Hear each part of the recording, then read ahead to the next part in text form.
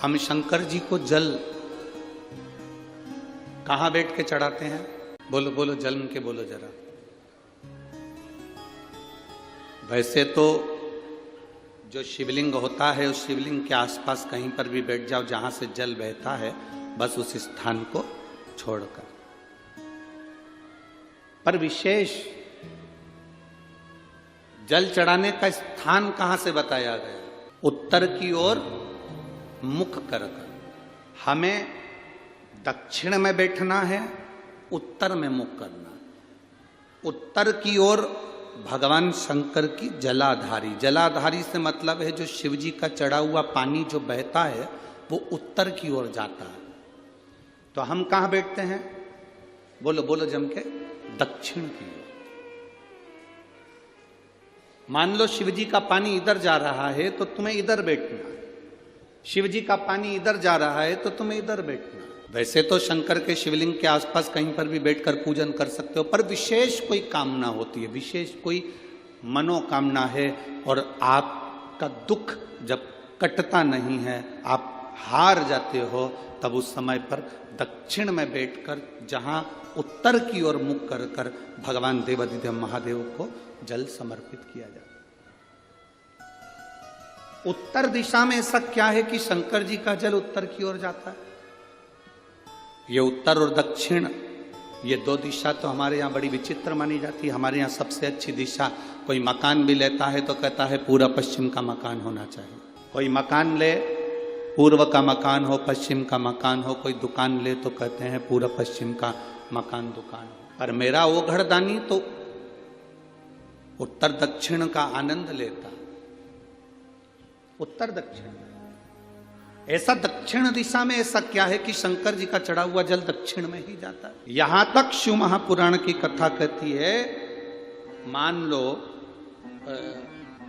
आपके घर में छोटा सा शिवलिंग है, आपके घर में छोटा सा शिवलिंग है, उस शिवलिंग को आपने थाली में रख लिया।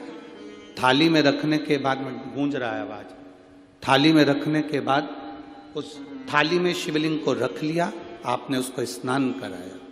थाली में भी अगर शिवलिंग रख रहे हो तो उस शिवलिंग का जो दिशा है वो उत्तर की होना चाहिए। भले आप मंदिर में पूरा पश्चिम में बैठे हो, आपके घर का मंदिर तो पूरा पश्चिम में ही होगा। आपके घर का मंदिर कहाँ होगा? पूरा पश्चिम में। पर शिवलिंग की दिशा कहाँ रखना है? उसकी जलाधारी की दिशा कहाँ रखना है? जम के बोलो जरा, उत्तर। आप मंदिर में पूरा पश्चिम में बैठो, आपके घर के मंदिर में आप पूरा पश्चिम में बैठ के पूजन करो, क्योंकि आपका मंदिर पूरा पश्चिम ही होगा। ऐसा कोई घर नहीं जिसके घर के अंदर मंदिर पूरा पश्चिम में नहीं है। आप पूरा पश्चिम में बैठो, पर शिवलिंग को थाली में भी रखो तो उसकी जलाधारी उत्तर की होना चाहिए।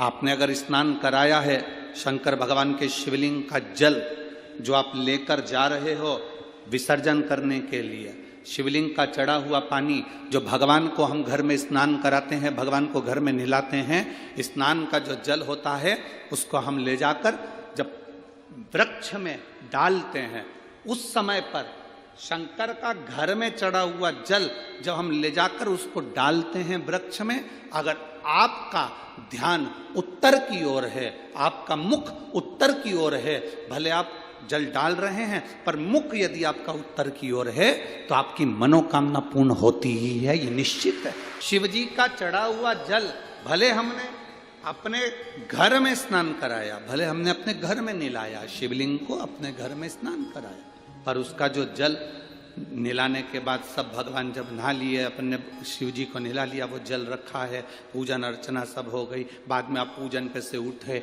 उस जल को लेकर गए, आपने जो विसर्जन किया उस जल को आपने पेड़ पौधे में डाला, वो जल उत्तर, भले आपका वृक्ष कहीं पर भी हो पर आपका मुख उत्तर का है और आप उस जल को, शंकर के चढ़े हुए जल को आप पेड़ पौधे में डाल रहे हैं, मतलब आपकी राहें खुल जाएगी और मंजिल तक आप पहुंचोगे जरूर, ये निश्चित।